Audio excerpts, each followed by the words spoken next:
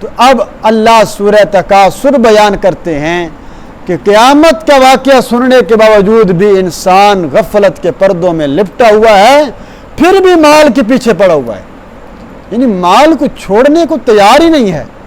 اللہ یوں نہیں کہہ رہے کہ مطلقاً مال چھوڑ دو۔ سورہ التکاثر کا مضمون یہ ہے کہ مال کی حد سے زیادہ جو ہرس ہے نا، ایک دوسرے سے سبقت لے جانا۔ ایک ہے مال ہے، ٹھیک ہے میرے پاس ہے، ٹھیک ہے اللہ کے راستے میں دو، جتنا ہے گھر پہ خرچ کرو اپنی جان پہ۔ ایک یہ کہ نہیں ہے تو صحیح لیکن اتنا نہیں ہے جتنا دوسرے کے پاس ہے، جتنا دوست کے پاس ہے، جتنا بھائی کے پاس ہے، جتنا شہر کے فلاں امیر بندے کے پاس ہے، اس کے پاس ایک گاڑی تو میرے پاس دو ہونی چاہیے۔ یہ ہرس، اس ہرس کی اللہ رب العزت نے یہاں پر بڑی سخت وعید ذکر کی ہے اور فرمایا کہ یہ ہرس بہت غلط چیز ہے۔ یہ انسان اس ہرس کے اندر اتنا پھنس جاتا ہے کہ پھر اس کو موت سے پہلے اس کے اندر ہوش نہیں آتا، تب ہوش آتا ہے یعنی جب کہ وہ انسان اس دنیا سے چلا جاتا ہے، ہوش مطلب نہ آنا کرنا۔ اس کی فضیلت، اس صورت کی فضیلت یہ ہے کہ جناب رسول اللہ صلی اللہ علیہ وسلم نے ایک دن صحابہ کرام رضوان اللہ تعالی علیہ مجمعین سے عرض کیا کہ تم میں سے کون بندہ ہے جو روزانہ 1000 آیات کی تلاوت کر کے سوتا ہے؟ یعنی تمہیں چاہیے کہ 1000 آیات کی تلاوت کرنی چاہیے۔ صحابہ نے عرض کیا یا رسول اللہ اب ہم میں کون ایسی طاقت رکھے کہ ہم سارے کام بھی باقی کریں اور 1000 آیات کی روزانہ یعنی تقریباً چھوٹا حصہ قرآن مجید کا بنتا ہے تلاوت کیا کریں۔ تو آپ نے فرمایا پھر اس کا آسان نسخہ بتا دوں، جو شخص سورہ التکاثر کی تلاوت کرتا ہے اللہ رب العزت اس کو 1000 قرآن مجید کی رکعتیں آیات پڑھنے کا ثواب عطا فرماتے ہیں۔ تو اس کی یہ فضیلت کے اندر یہ بات بھی ہے۔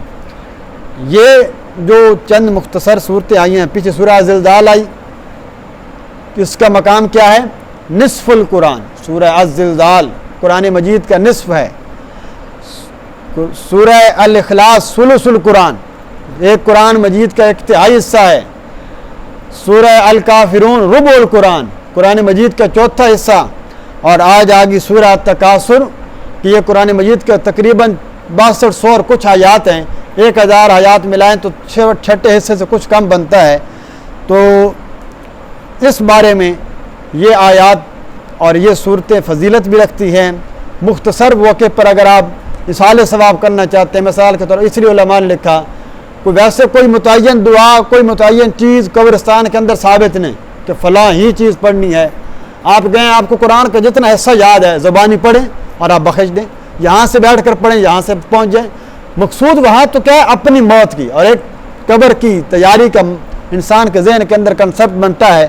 تو قبرستان جانے کا مقصد سنت رسول صلی اللہ علیہ وسلم بھی ہے اور اس میں انسان کو اپنی موت کی فکر بھی ہوتی ہے۔ تو یہ صورتیں اگر بندے کو یاد ہوں تو وہاں پر انسان جلدی جلدی یہی صورتیں پڑھ کر ان کو بخش دے۔ مثال سورہ بقرہ کے آخری آیات ہیں، کوئی بھی صورت مطلب آپ کے لیے متعین نہیں ہے، لیکن ان کا ذرا ثواب یہ ہے کہ 3 مرتبہ پڑھیں گے، 4 مرتبہ قرآن مجید کا ثواب اللہ تعالیٰ اس کو عطا کرے گا۔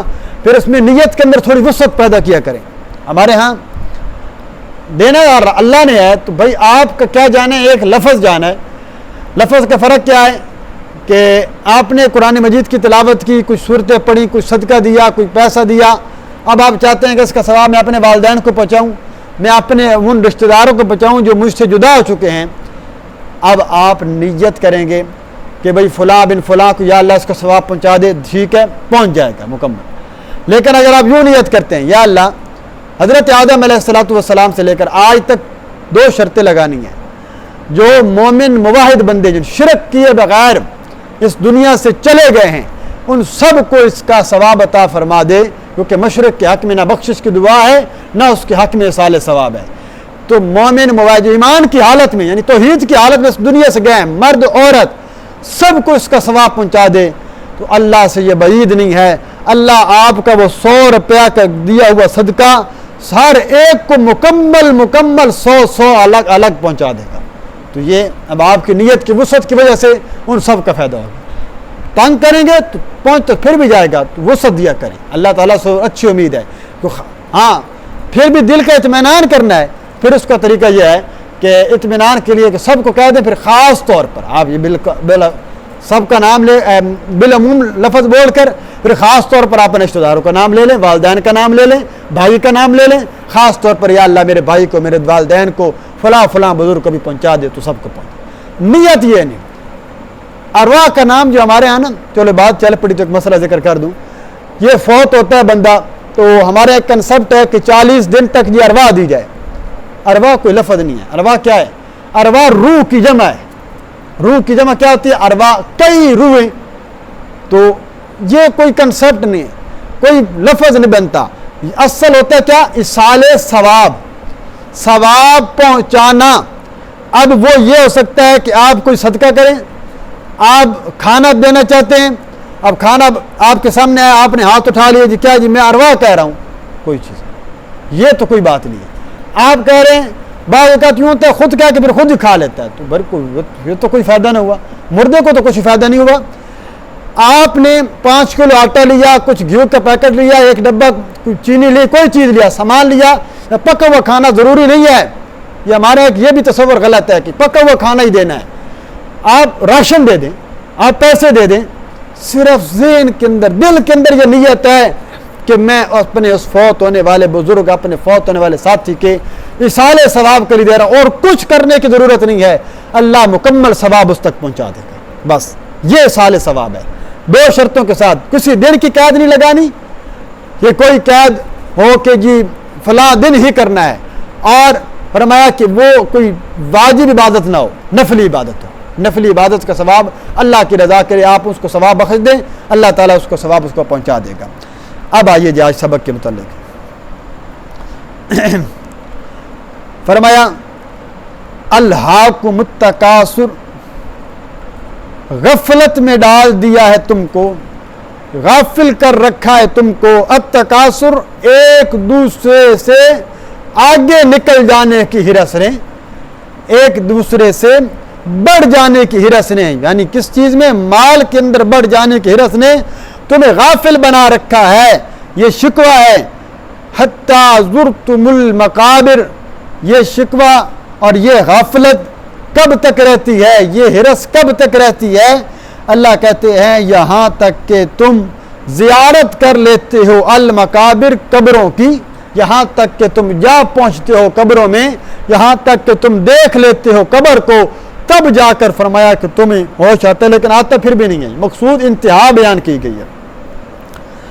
تکاثر، مال کی کثرت، مال کی ہرس، جیسے میں نے بتلایا کہ ایک دوسرے سے بڑھ جانے کا، سبقت کرنے کی ہرس۔ اللہ کے نبی صلی اللہ علیہ وسلم کا فرمان ہے، آپ نے فرمایا کہ ابن آدم اتنا حریص ہے، اتنا حریص ہے، اگر اس کے پاس ایک وادی مال کی ہو تو یہ کہے گا 2 ہو، اگر 2 وادیاں مال کی بھر جائیں تو یہ کہے گا 3 ہو۔ یعنی کوئی یہ نہیں، اللہ کے نبی نے یہ نہیں فرمایا کہ جھولی بھری ہو، وادی پتہ کسے کہتے ہیں؟ بہت بڑا وسیع رقبہ، وہ مال سے، سونے چاندی سے بھر جائے، تب بھی یہ ابن آدم کہے گا یہ کم ہے، میرے اس جیسا ایک اور پہاڑ ہوتا تو، ایک اور وادی ہوتی تو پھر مزہ تھا۔ یعنی مال کی ہرس کبھی ختم نہیں ہو سکتی۔ اور پھر آقا نے علیہ السلام اسی حدیث کے اندر فرمایا، اسی حدیث کے آخر میں فرمایا ابن آدم کے پیٹ کو صرف قبر کی مٹی ہی بھر سکتی ہے، اس کے علاوہ کوئی بھر نہیں سکتا۔ جو ہرس ہے نا، ہرس، کفایت شعاری جو ہے نا، یہ بڑی ضروری چیز ہے۔ جتنا اللہ نے دے دیا بس اللہ کی عطا ہے، اللہ کا شکر ہے، اللہ کا شکر ادا کرو، خرچ کرو، اگر نہ جو مال کی ہرس اور مال کی کثرت کے اندر انسان پڑ جائے۔ اور جناب رسول اللہ صلی اللہ علیہ وسلم نے فرمایا کہ ابن آدم کہتا ہے مالی مالی مالی، ہائے میرا مال، ہائے میرا مال، حالانکہ فرمایا اس کا مال تو وہ ہے جو اس نے کھا کر فنا کر دیا، جو اس نے پہن کر پرانا کر دیا، جو اس نے صدقہ کر کے ذخیرہ کر دیا، باقی سارا کچھ یہیں پر ہے، صدقہ کر کے ذخیرہ کر دیا۔ اس کے بعد فرمایا جو اس کے علاوہ ہے فَهُوَ ذَاهِبٌ، وہ تو جانے والا ہے، یعنی وہ تو ورثاء کو ملنے والا ہے، وہ تیرا مال نہیں ہے، تیرا مال وہ ہے جو آپ نے اپنے اوپر خرچ کر دیا یا آگے بھیج دیا، بس۔ تو مال دنیا کے اندر اگر اللہ دیں تو فرمایا اس کا اچھا استعمال کرنا چاہیے۔ اللہ کے پاک پیغمبر صلی اللہ علیہ وسلم نے فرمایا کل قیامت کے دن اس وقت تک ابن آدم کے قدم زمین سے ہٹیں گے نہیں جب تک اللہ 5 چیزوں کے متعلق سوال نہیں کر لے گا۔ کون کون سی چیز؟ سب سے پہلی چیز عمر کے متعلق، زندگی کے متعلق، یہ زندگی میں نے دی تھی کہاں گزاری،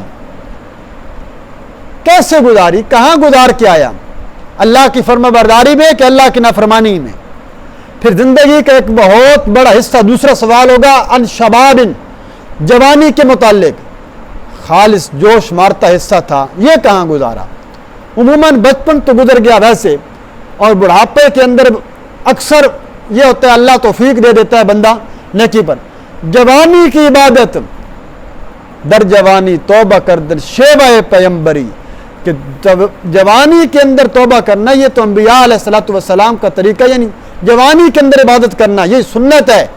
تو فرمایا اس کے بارے میں سوال ہوگا۔ تیسرا سوال ہوگا مال کے بارے میں، کہ مال کہاں سے کمایا، کیسے کمایا، حلال تھا، حرام تھا، اس بات کی تحقیق کی تھی، یا بس کہا جتنا آتا ہے جہاں سے آتا چلا جائے، کوئی حرج نہیں۔ چوتھا سوال ہوگا کہ مال خرچ کہاں پہ کیا تھا، یہ الگ الگ سوال ہیں۔ زندگی جوانی مال کمایا کہاں سے تھا، خرچ کہاں پہ کیا تھا، اور آخری سوال ہوگا علم کے بارے میں کہ آپ نے علم کے اوپر تو نے عمل کتنا کیا تھا، علم کے اوپر عمل کتنا کیا تھا۔ تو فرمایا کہ یہ سوال کل قیامت کے جب تک انسان اس کا جواب نہیں دے گا تو قدم ہلیں گے نہیں، یہ جواب دینے پڑیں گے۔ آپ صلی اللہ علیہ وسلم نے فرمایا، آپ سے پوچھا گیا یا رسول اللہ سب سے بہترین انسان کون ہے؟ آپ نے فرمایا سب سے بہترین انسان وہ ہے کہ جس کو اللہ لمبی عمر عطا کرے اور اس کے اعمال اس کے اندر زیادہ کثیر ہوں، یعنی زندگی کے اندر اللہ نے موقع دیا تھا، عمر اللہ نے 60 سال 50 سال 70 سال پوری دی، پھر اس کے اندر اکثر جو حصہ ہے وہ نیکیوں کے اندر گزرا ہوا ہے، یہ بندہ کامیاب ہے۔ پھر فرمایا پوچھا کہ یا رسول اللہ اچھا عمل کون سا ہے؟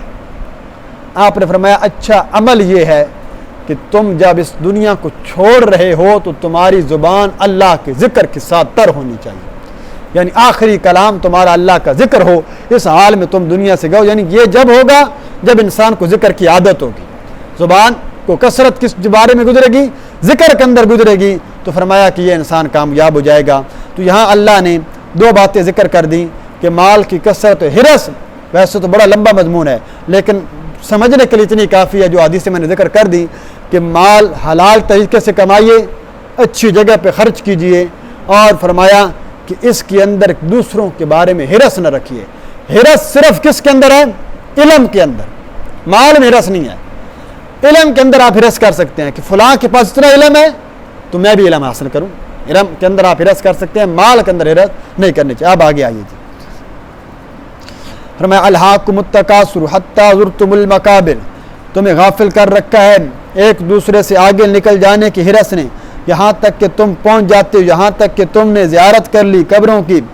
کلا سوف تعلمون، کلا ہرگز نہیں، یعنی ایسا نہیں ہو سکتا کہ تم جاتے ہو، کیا بات کہ مال کے اندر کثرت بھی کریں، ایک دوسرے سے حرص بھی کریں اور پھر آگے جنت بھی حاصل کر لیں۔ فرمایا ایسا نہیں ہے، سوف تعلمون، ان قریب تم جان لوگے۔ ثم، پھر اللہ کہتے ہیں تکرار للتاکید، کلا ہرگز نہیں، سوف تعلمون، ان قریب تم جان لوگے، یعنی پہلا تعلمون یعنی جب تم مرنے کے بعد قبر کے اندر عالم برزخ میں پہنچو گے اس وقت پتہ چلے گا کہ میں نے زندگی کہاں گزاری تھی۔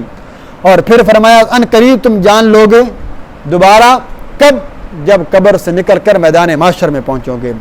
اب آگے فرمایا کلا لو تعلمون علم الیقین، کلا ہرگز نہیں، اگر تم جان لیتے، لو تعلمون جان لیتے تم، علم الیقین جاننا یقین کا، یعنی یقینی طریقے سے اگر تم اس بات کو جان لیتے کہ کیا کون سی بات کہ مال کی کثرت کبھی بھی انسان کو کامیابی نہیں دلایا کرتی۔ انسان مال کے اندر کامیابی ڈھونڈ رہا ہے، عہدے کے اندر کامیابی ڈھونڈ رہا ہے، نہ ہرگز نہیں، ایسا نہیں ہو سکتا۔ علم یقین اس لیے کہا کہ بعض اوقات یوں ہوتا ہے، چلو اگلی آیت پڑھ لیں پھر بات ذکر کرتے ہیں، کہ آگے اللہ فرماتے ہیں کہ ہرگز ایسا نہیں ہو سکتا، لَتَرَوُنَّ الْجَحِيمَ، البتہ ضرور بضرور دیکھو گے تم، لَتَرَوُنَّ तरावुन्ना, तुम देखोगे अलबत्ता ज़रूर बज़रूर अल जहीमा, जहन्नम को, जहन्नम कंदो तो तुमने हर हाल में देखना है। सुम्मा लतरावुन्नहा ऐनल यकीन, फिर तुम उस जहन्नम को देखोगे ऐनल यकीन, यानी बिल्कुल यकीनी तरीके से आंखों के ज़रिए तुम जहन्नम को देख लोगे। मुराद क्या है कि तुम जहन्नम में दाखिल हो जाओगे, अलियाज़ु बिल्लाह। तो जहन्नम के अंदर ऐने यकीन तुम्हें हासिल हो जाएगा। हक्कुल यकीन, हक्कुल यकीन है, कुरान मजीद ने एक बात कह दी, आपने सुनी, आपने कहा हमारा ईमान है, यह ऐने यकीन है, हक्कुल यकीन है। एक है आंखों देखा हाल, एक है सुनी सुनाई बात। अगरचे हमें यकीन है कि जो कुछ कुरान ने कहा वो सच, हदीस ने कहा वो सच, लेकिन एक बंदा एक बात को सामने देख लेता है तो फिर उसका ज़रा अंदाज़ा और ही होता है। जैसे हज़रत इब्राहीम खलीलुल्लाह अलैहिस्सलातु वस्सलाम ने कहा था कि या अल्लाह, मैं ये देखना चाहता हूँ कि तू मुर्दों को कैसे ज़िंदा करेगा। तो वो कुरान मजीद के अंदर अल्लाह ने सारा वाक़या ज़िक्र किया, फिर मैं परिंदे लो, उसे अपने साथ मारूस करो, फिर ज़बा करो, फिर पहाड़ों पर बखेर दो, फिर उस आवाज़ के ज़रिए बुलाओ, तो वो सारे के सारे टुकड़े उड़कर आपके सामने जुड़ गए और परिंदा बनकर फिर उड़ गए। अल्लाह फरमाते इस तरह हम जिक्र करेंगे। तो अल्लाह ने पूछा था, ए इब्राहीम अवलम तुमिन, क्या तुझे ईमान नहीं है? इसलिए फरमाया ना ना, ईमान है, लेकिन एक देखना चाहिए दिल की यकीन के लिए कि कैसे जिंदा है। मेरे दिल के अंदर एक ख्वाहिश है, वगरना नाउज़ुबिल्लाह ये नहीं था कि हज़रत इब्राहीम का ईमान नहीं था, ईमान था, सब कुछ था। एक ऐने यकीन होता है, एक हक़्क़ुल यकीन होता है, आँखों देख का हाल देखना चाहते थे। तो अल्लाह कहते हैं तुम तब तक तुम्हें होश नहीं आएगा जब तक तुम जहन्नम को नहीं देख लोगे, और जब जहन्नम को देख लोगे तो फिर जहन्नम के अंदर दाखिला तुम्हें नसीब होगा। आखिर में अल्लाह फरमाते हैं ये सारा का सारा तुम उन्वान सुन चुके हो, सुम्मा लतुसअलुन्ना यौमइज़िन अनिन नईम, फिर अलबत्ता ज़रूर बज़रूर पूछे जाओगे तुम उस दिन अनिन नईम, नेमतों के मुतालिक, यानी नेमतों के मुतालिक तुमसे सवाल किया जाएगा। कौन सी नेमत? एक एक नेमत का अल्लाह हिसाब लेगा। अभी अभी आपने पहले 5 सवाल अभी सुन लिए, इसके अलावा सेहत के मुतालिक सवाल होगा, अल्लाह ने जो तुम्हें रिज़्क़ अता किया इसका सवाल होगा, अल्लाह ने तुम्हें नेमतें अता की। हज़रत अबू बकर सिद्दीक़, हज़रत उमर फ़ारूक रज़ी अल्लाह तआला अन्हुमा के साथ जनाब रसूलुल्लाह सल्लल्लाहु अलैहि वसल्लम एक अंसारी के बाग में पहुँचे, भूख बड़ी लगी हुई है, उसने आपके सामने एक ठंडा पानी पिलाया, कुछ खजूर और कुछ फ्रूट रखे। जब सिद्दीक़ अकबर और शेखैन जब ये खा रहे थे ना, आपने फरमाया कि खाओ सही, लेकिन कल क़यामत के दिन इसका तुम्हें सवाल देना पड़ेगा, इसके बारे में पूछ होगी। तो हज़रत गालिबन उमर ने पूछा या कि हज़रत अबू बकर ने, या रसूलल्लाह इसके बारे में भी सवाल होगा, यानी इस नेमत के बारे में पूछा जाएगा, ये जो हम थोड़े से खा रहे हैं? फरमाया बिल्कुल पूछा जाएगा, इसका भी तुम्हें सवाल होगा, ये भी अल्लाह की नेमत नहीं है? तो अल्लाह की नेमतों का जो अंदाज़ा है इंसान कभी भी नहीं लगा सकता। तो फरमाया तुम सब के सब मिल जाओ, अल्लाह की नेमतों को शुमार नहीं कर सकते। और इतना किया करो कि जब भी जो भी चीज़ मिले तो क्या लफ्ज़ अल्हम्दुलिल्लाह, अल्हम्दुलिल्लाह अला कुल्ली हालिन, अल्लाह में हर हाल में राज़ी हूँ, जो तू दे दे तब भी राज़ी हूँ, जो ले ले तब भी राज़ी हूँ। ये इंसान का अक़ीदा, ये ईमान, ये इंसान के तकदीर के ऊपर यकीन पुख्ता कराता है। तो सूरह अत-तकासुर का खुलासा क्या निकला कि माल हासिल करो, हलाल तरीके से खाओ पियो, ज़िंदगी गुजारो, हराम तरीके से हासिल न करो, गलत जगह पर इस्तेमाल न करो। और फरमाया कि अल्लाह की नेमतें जो हैं इसको, यहाँ इस बारे में एक बात और भी कि अल्लाह की नेमतों को ज़ाया भी नहीं करना चाहिए। जहाँ अल्लाह की नेमतों की नाकदरी होती है ना, वहाँ अल्लाह वो नेमत छीन लिया करता है। ये बात याद रखिए कि अल्लाह जो नेमत दे, ईमान वाली सबसे बड़ी नेमत, फिर अल्लाह नेकी को तौफीक दे दे, ये उससे बड़ी नेमत, फिर ख़ास तौर पर ये जो दुनियावी नेमतें हैं ना, ये खाना पीने की जो नाकदरी की जाती है हमारे यहाँ, रिज़्क़ की नाकदरी है, रोटी की नाकदरी है। होटल पे गया, वहाँ पर बड़ा लंबा ऑर्डर किया, सारा खाना बचा के आ गया, तो ये क्या है, वो किसी मुस्तहिक़ को आप दे सकते हैं, आप पार्सल करवा लें, किसी गरीब को दे दें, खाना बचा के फेंक देना। तो ये क्या, इसी वजह से तो आज क्या हो चुका है, ये भी एक रिज़्क़ की नाकदरी का अज़ाब आता है इंसान के ऊपर, महंगाई का तूफ़ान आ जाता है, इंसान उन चीज़ों की नेमतों के लिए तरस जाता है।